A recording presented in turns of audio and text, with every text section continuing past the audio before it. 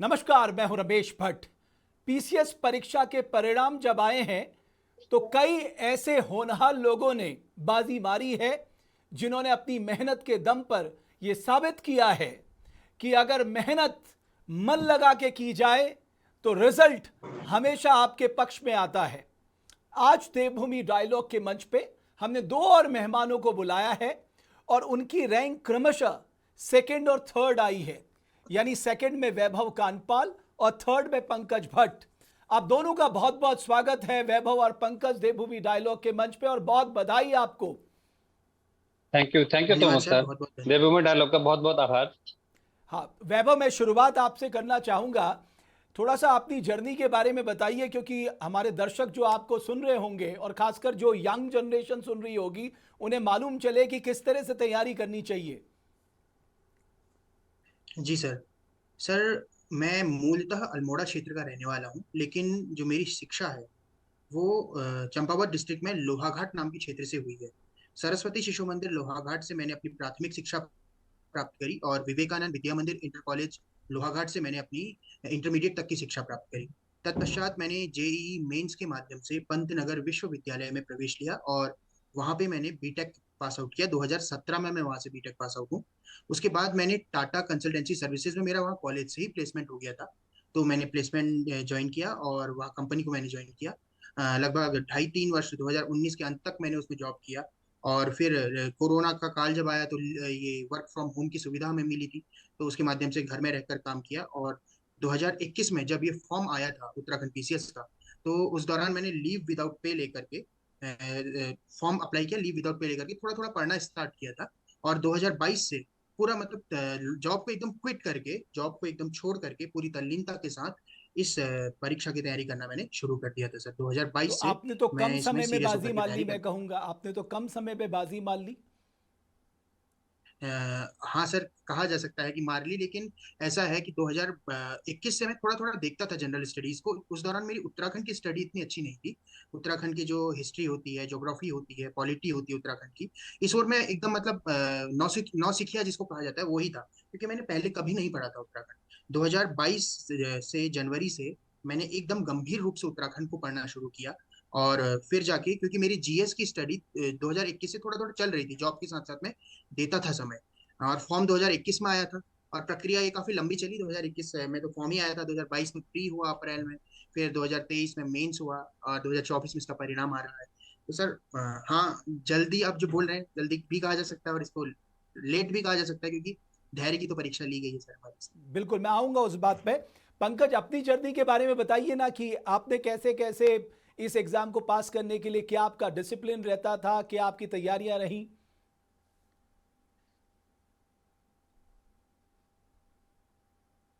Sir मैंने अपना high school और इंटर एक हमारा जो नैनीताल जिला है इसमें हल्द्वानी एक शहर है, तो यहाँ से मैंने अपना हाई स्कूल और इंटर किया हुआ है एक सरकारी विद्यालय से। उसके पश्चात सर मैंने कुमाऊं विश्वविद्यालय से बीएससी की परीक्षा उत्तीर्ण की और एमएससी मैंने फिजिक्स विषय में किया हुआ है पंतनगर विश्वविद्यालय से।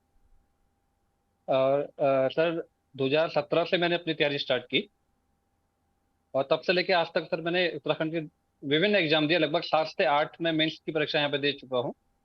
और बार बार सर ये चीजें होती थी कि मैं प्रीलिम्स में, कभी मेरा कोई भी प्रीलिम्स एग्जाम आज तक नहीं रुका। फिर मैं मेंस का एग्जाम देता था तो मेंस भी मैं पास आउट हो जाता था। पर इंटरव्यू जब बारी आती थी और जब फाइनल रिजल्ट आता था तो हमेशा कहीं ना कहीं मुझे निराशा हाथ लगती थी। तो सर मैं बताना चाहूंगा कि इस वर्ष 2023-24 का जो ईयर है मेरे लिए लकी रहा है और इस साल मैंने लगभग 4 एग्जाम एक साथ निकाले हैं। अरे वाह। उसमें ग्रुप सी के एग्जाम है जी सर, और एक लोअर पीसीएस में मैं एक्साइज इंस्पेक्टर के पद पर अभी पोस्टेड हूँ सर। और अभी फाइनल फिर सर मेरा सिलेक्शन अभी एसडीएम के पद पर हुआ है। अरे वाह। तो वैभव, मैं आपसे जानना चाहूँगा, थोड़ा सा बैकग्राउंड के बारे में बताइए। आपने कहा आप गवर्नमेंट स्कूल से पढ़े हैं और आपने बीटेक किया है। किन बातों सर का आप गवर्नमेंट ध्यान स्कूल नहीं, रखते थे।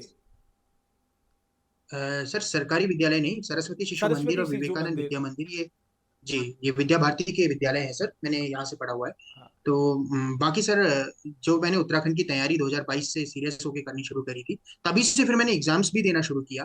अब मेरे भी लगभग अभी 3 एग्जाम्स निकले हुए हैं सर। और मैंने दिए भी 3 ही एग्जाम थे। और एक उसमें पहला एग्जाम अधिशासी अधिकारी करके था। ये एक तो उत्तराखंड पीसीएस मैंने दिया जिसकी हम्म। सफलता 3 साल प्रतीक्षा के बाद मुझे ये मिली। और अधिशासी अधिकारी की परीक्षा 2023 में हुई थी सर, नवंबर में। उसमें मैंने पूरे उत्तराखंड में प्रथम स्थान प्राप्त किया है और वर्तमान में एटीआई नैनीताल में प्रशिक्षण प्राप्त कर रहा हूँ सर हम्म। इसका। और इसके अतिरिक्त सर मैंने ये आरओ समीक्षा अधिकारी की परीक्षा जो होती है इसकी प्रारंभिक परीक्षा भी पास की थी। और साथ में सर यूपीएससी का जो प्रीलिम्स अभी 16 जून को हुआ था, संघ लोक सेवा आयोग, हम्म। उसका प्रीलिम्स भी मेरा सर क्वालिफाई है। इसका मेंस सितंबर में होने वाला अरे वाह। तो आपने जो ये है। जी सर। आपने कहा 2021 से इस प्रोसेस को थोड़ा लंबा समय लगा, तो इसने थोड़ा सा जी आपको निराश किया, थोड़ा परेशान किया? सर, कह सकते हैं निराश किया, परेशान किया, लेकिन जब 2022 में इसका प्री हुआ, जनवरी 2022 से मैंने सीरियसली पढ़ना स्टार्ट किया था उत्तराखंड का सब कुछ, जॉब वगैरह क्विट करके। 2022 अप्रैल में इसका प्रीलिम्स हुआ। प्रीलिम्स होने के बाद सर जब लगा कि मुझे हाँ मेरा प्री क्वालिफाई हो रहा है, तो क्वालिफाई फिर मैंने जब मेंस की तैयारी शुरू पढ़ना करना शुरू किया, तो धीरे धीरे करके, क्योंकि सर पहली बार ही कर रहा था और भगवान की कृपा से थोड़ा लंबा भी खींच गया, तो मेरे को थोड़ा समय मिल गया, लिखने का अभ्यास करने के लिए समय मिल गया। और मैं अपने आप को और समर्पित कर पाया इधर तैयारी के प्रति। तो जिसका और मेंस परीक्षा जब इसकी 2023 में हुई, तो मेरे को मेहनत का फल आज जाके मिला। मैं मतलब एक तरीके से ये कह सकते हैं कि सुख और दुख, मतलब धैर्य की परीक्षा ही थी सर, जो कि नकारात्मक भी मैं नहीं कहूंगा इसको, और पूर्ण रूप से सकारात्मक भी नहीं कहूंगा, क्योंकि कई ऐसे अभ्यर्थी होते हैं जो कि मेरी तरह नौसिखिए नहीं होते हैं, अनुभवी होते हैं तैयारी में, उनको शायद ये इतना लंबा समय दर्द देता हो। ओके पंकज, मैं आपसे ये जानना चाहता हूँ, कितना समय आप बिताते थे कम से कम अपनी किताबों के साथ, और किस तरह से तैयारी होती थी, कैसे कैसे विषयों को आप टाइम देते थे, अलग अलग विषयों को कैसे टाइम देते थे? सर मैं बताना चाहूंगा कि वो सबकी अपनी अलग अलग स्ट्रेटेजी होती है। तो मेरी ये स्ट्रेटेजी थी कि मैं लगातार किसी एक जगह पर बैठ के लगातार 7 से 8 घंटा बैठ के नहीं पढ़ सकता। तो मैंने अपनी स्ट्रेटेजी इस तरह से बनाई, अगर मैं लाइब्रेरी ज्वाइन करी है, लाइब्रेरी में बैठा हूँ, तो मैं लगभग 2 घंटे कंटिन्यूस पढ़ता था। और उसके बाद अपने साथ वाले जो लोग हैं उनके साथ उठ के कभी चाय पीने चले गए या कुछ अपनी दूसरी एक्टिविटीज कर ली, थोड़ा सा जिससे हम डाइवर्ट हो जाए उस चीज से। और 10-15 मिनट 20 मिनट का अपना ब्रेक लिया और दोबारा से आके फिर हम 2 घंटे में बैठा। तो लगभग सर एक दिन में मैं जो बहुत ज्यादा मैं ये नहीं कहूंगा कि सिर्फ बहुत ज्यादा पढ़ने वाला विद्यार्थी रहा हूँ। तो मतलब मैं 4 से 5 घंटा डेली अपना समय देता था। और मैंने यूकेपीएससी सर एक चीज है, यूकेपीएससी निकालने का एक तरीका है कि आप सिलेबस पे स्टिक रहिए। तो मैंने अपना सिलेबस निकाल के अपने स्टडी टेबल पे मैंने पेस्ट कर दिया था।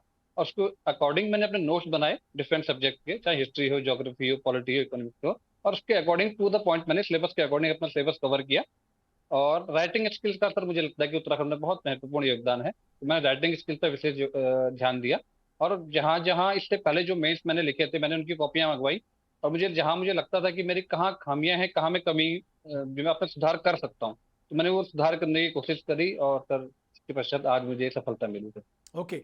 अब क्योंकि आप दोनों बहुत महत्वपूर्ण जिम्मेदारी पे आपसे कुछ ही एक महीने के बाद मुझे लगता है आप अपॉइंट हो जाएंगे, तो ये तो पहला जी। चैलेंज आपने पार किया है।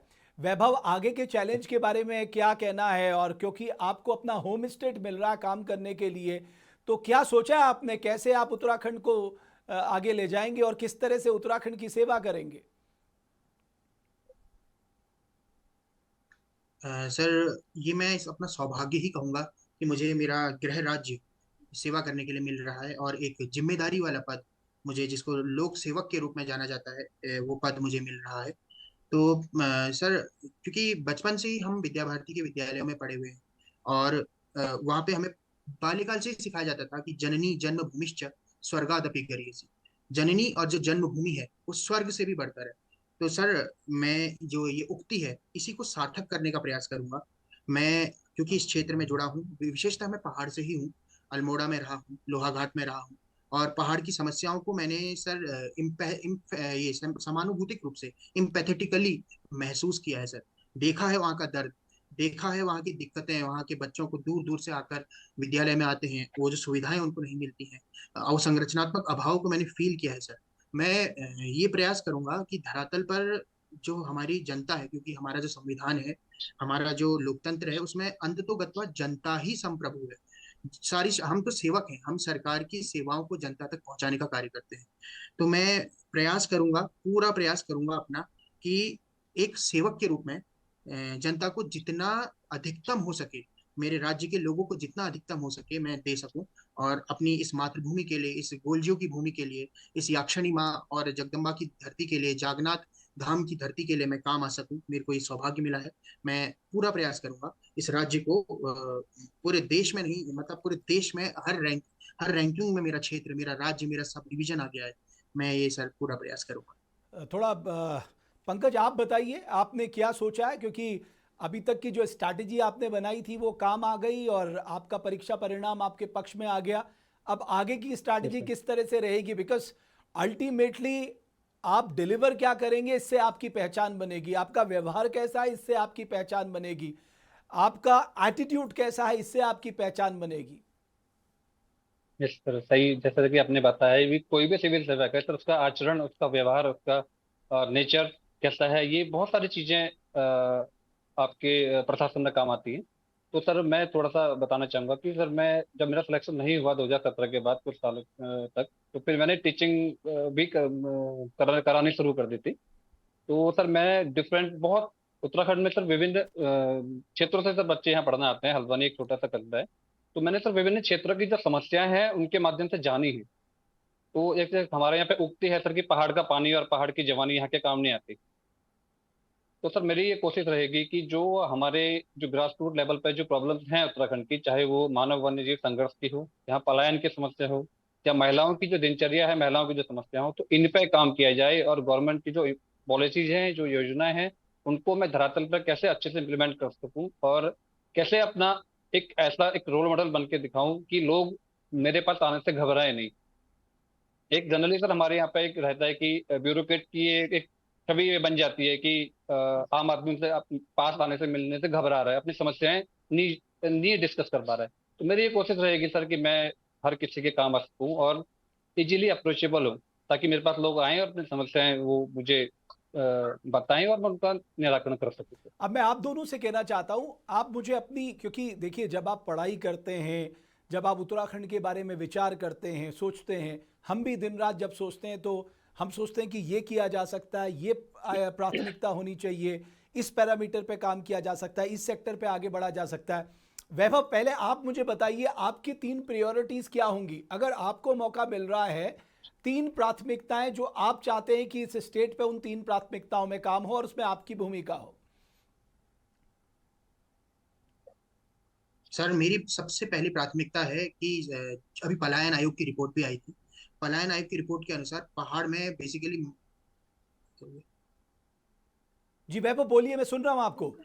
सर जी सर, सर अभी पलायन आयोग की रिपोर्ट भी आई थी। उस रिपोर्ट के अकॉर्डिंग पलायन जो है वो सबसे बड़ी समस्या है हमारे क्षेत्र की। और मैं जिस क्षेत्र से आता हूँ, अल्मोड़ा जनपद से, वहां पे उस जिले में सबसे ज्यादा पलायन देखा गया है। वहां तो तो मैं माइनस सर ग्रोथ सबसे रेट है, पहले प्रयास करूंगा कि जो माइनस स्वरोजगार पॉपुलेशन की, ग्रोथ रेट है। अगर पौड़ी और अल्मोड़ा की जी मैं सर, बात माइनस करूं, वहां तो minus minus population population, growth rate है। बिल्कुल बिल्कुल sir, minus population growth rate है वहाँ की, क्योंकि पलायन सबसे ज्यादा हुआ है अल्मोड़ा और पौड़ी जनपद से सर। तो मैं मेरा प्रयास ये रहेगा सर कि अगर, वैसे तो होम जनपद शायद गृह जनपद शायद ही मिले मुझे काम करने के लिए, लेकिन मैं सबसे पहले सर पलायन जैसी जो समस्या है, रिवर्स माइग्रेशन को बढ़ावा देने के लिए जो सरकार विविध प्रकार की योजनाएं चला रही है स्वरोजगार की, उसको धरातल पर प्रॉपर इंप्लीमेंट करने का प्रयास करूंगा। सबसे पहली प्राथमिकता सर मेरी ये रहेगी। और सर जो हमारा उत्तराखंड है, इस उत्तराखंड को औषधि का घर कहा जाता है। चरक संहिता में यहाँ की औषधियों के बारे में काफी विस्तृत रूप से वर्णन किया गया है।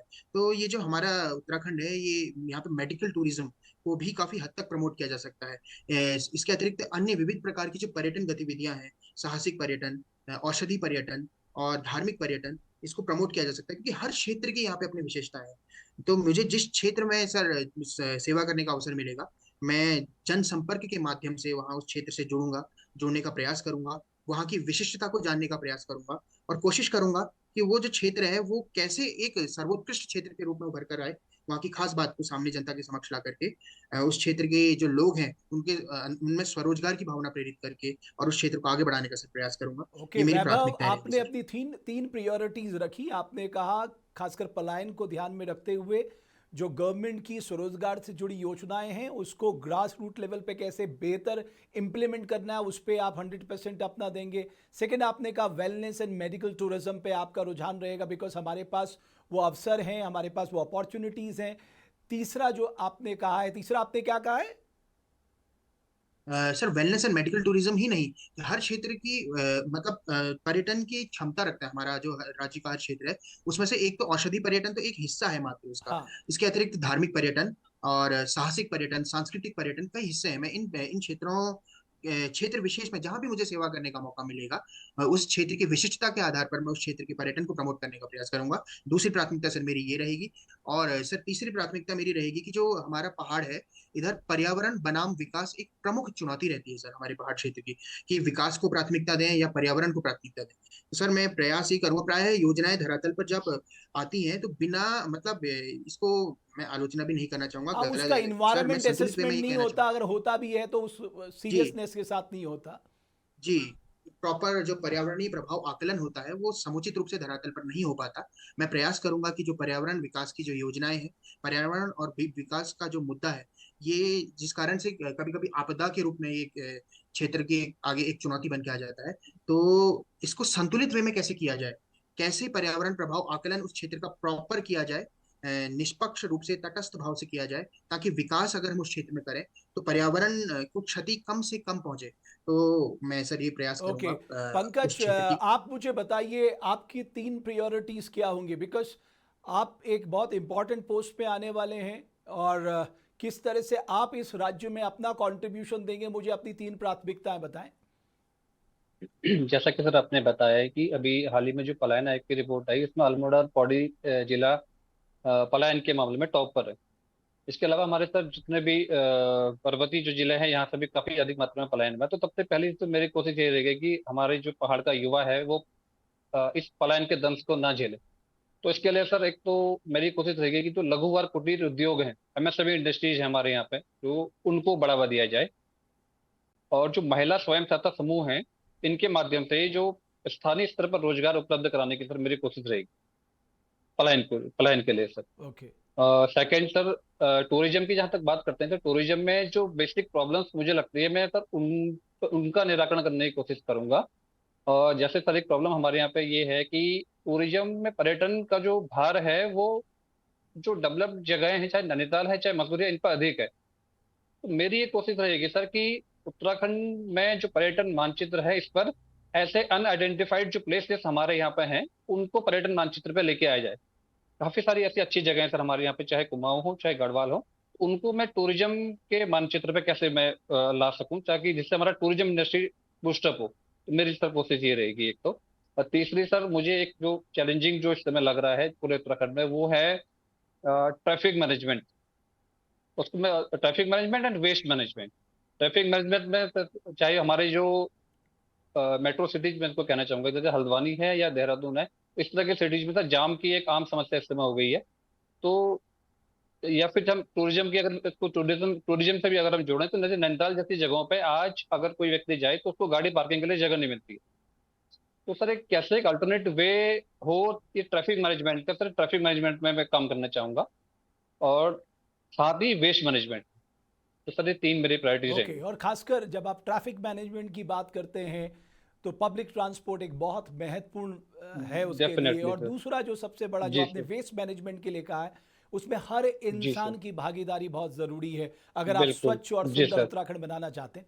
अब डेफिनेटली सर, मैं बहुत डेफिनेटली सर। संक्षेप में वैभव बहुत प्रैक्टिकल बात करता हूं। देखिए, ये तो एक बड़ी आदर्श सोच होती है कि हम किसी सिस्टम में आते जी हैं तो सर। बड़ा सपना लेके आते हैं कि साहब हम ये बदल देंगे, वो बदल यस सर। देंगे, चमत्कार कर देंगे, हमारे आइडियाज़ हैं हम इम्प्लीमेंट कर देंगे। लेकिन ये सिस्टम यस सर। इतना बेरुखा सिस्टम है, इस सिस्टम से लड़ते लड़ते आदमी हार मानने लगता है।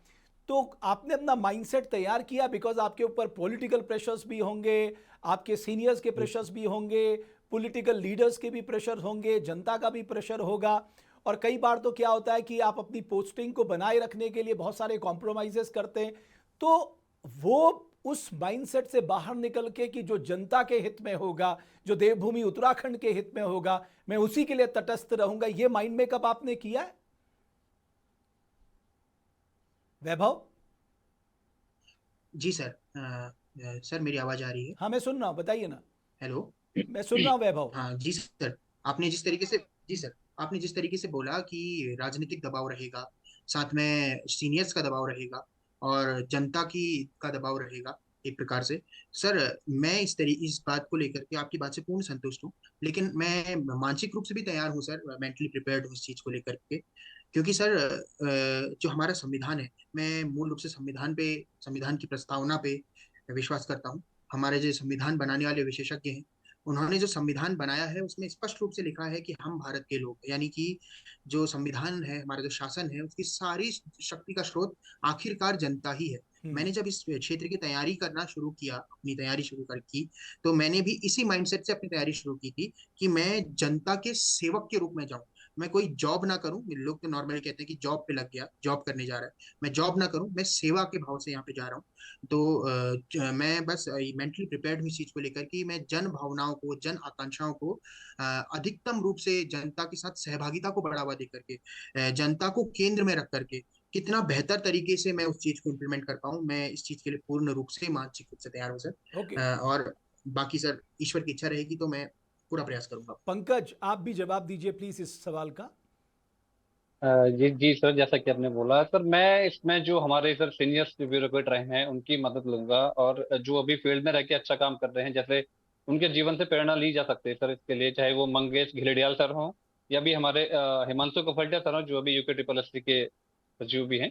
तो इन लोगों से सर सीख के, सबक लेके कि किस तरह से हम चीज़ों को मैनेज करके करें आगे और आगे बढ़ें, और किसी पॉलिटिकल प्रेशर में या कुछ ऐसा अनैतिक काम करने से मैं हमेशा बचूंगा, और अपनी देवभूमि के लोगों की जो है सेवा करने के लिए हमेशा तत्पर रहूंगा।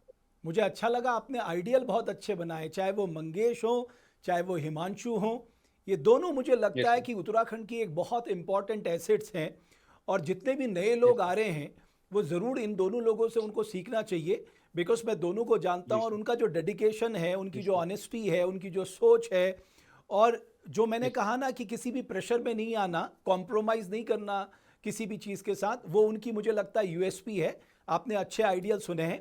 बहुत लाइटर नोट में मुझे यस आप दोनों लोग बताइए कि आप दोनों सोशल मीडिया से अलग रहते थे। वैभव, पहले आप बताइए, या सोशल मीडिया भी साथ में चलता? कल मैं आशीष से बात कर रहा था, आशीष का कहना है मैंने सबसे पहले अपने को सोशल मीडिया से कट किया। नहीं सर, मैं बिल्कुल अलग नहीं था सोशल मीडिया से। प्रॉपर मैं सोशल मीडिया यूज करता था। खाली टाइम में सोशल मीडिया, फेसबुक में मेरा अकाउंट है, इंस्टाग्राम में मेरा अकाउंट है। मैं ऐसा नहीं है कि मैं सोशल मीडिया से बिल्कुल अलग रहा। हाँ लेकिन सर, जब मैं तैयारी करता था, जब मैं बैठता था पढ़ने के लिए, उस दौरान मैं अपने फोन को फ्लाइट मोड में रख देता था और फोन को अपने से दूर रखता था, ताकि मैं जो उस डे का मैंने लक्ष्य तय किया है कि आज मेरे को इतने टॉपिक कर लेने हैं बस, तो वो टॉपिक कर लेने के बाद जैसे ही मेरे वो टॉपिक खत्म होते थे, फिर मैं बचे हुए टाइम में कभी फोन चलाता था, कभी दोस्तों से मिलता था और कभी घूमने चले जाता था सर। और मतलब हॉबी क्या है वैभव? सर मेरी हॉबी कुकिंग है, और ये घूमना, मतलब घूमना भी मेरी एक हॉबी है सर।